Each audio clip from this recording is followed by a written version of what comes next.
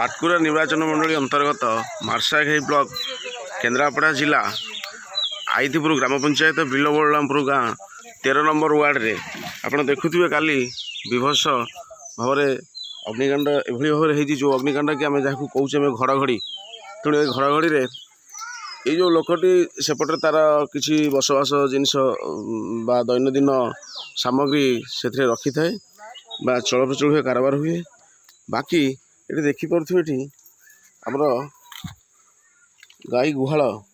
गाईर अवस्था कौन है देखु यह काली राति 2टा समय होता किंतु एबे भी सुधा देखुवे फायर ऑफिस आसिला परे से माने अग्नि को आयत्त कला परे भी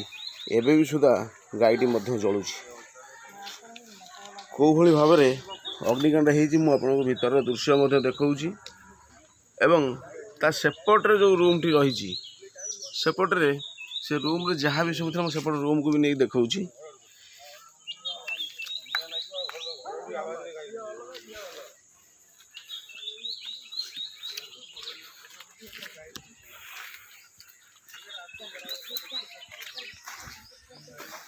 संपूर्ण दग्ध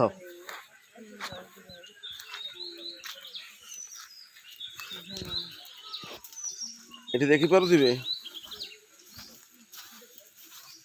जड़े लोक चलवाई तार जहाँ भी सब सामग्री आवश्यक पड़ता है से सब सामग्री एपट रूम रे थिला किंतु एभली भाव में ये जगहटी खाली जो आम धोई माने जो समय घर कांथ भांगी घर जली जाइए पानी ये सब सामग्री गुड़ा सब निश्चित तले बर्तमान पोती ही रही तेणु ये सब जिनस आम आपन को देखई पारुनु जेहेतु राति अधिक समय थिला आपण माने समस्त देखि पारुथिबे घर संपूर्ण भाव में जली जाइए वर्षा वर्षा सहित घड़घड़ी तेणु लोक मैंने ठीक आसी निया को आयत्त करने कष्टदायक होता तथापि लोक मैंने बहुत संघर्ष कला परे भी एठी देखिपे संपूर्ण भाव में एठी दग्ध हो सारी किछि नहीं देखो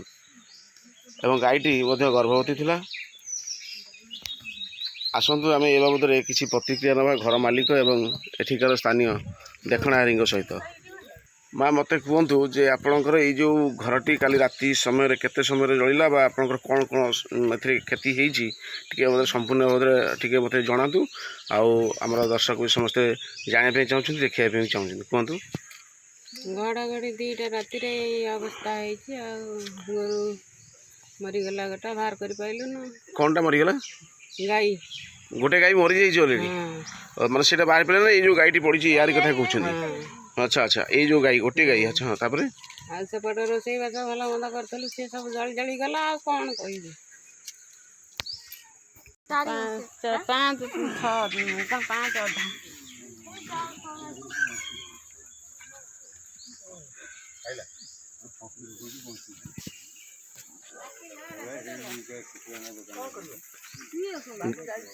गाई एबे भी मध्य जलुची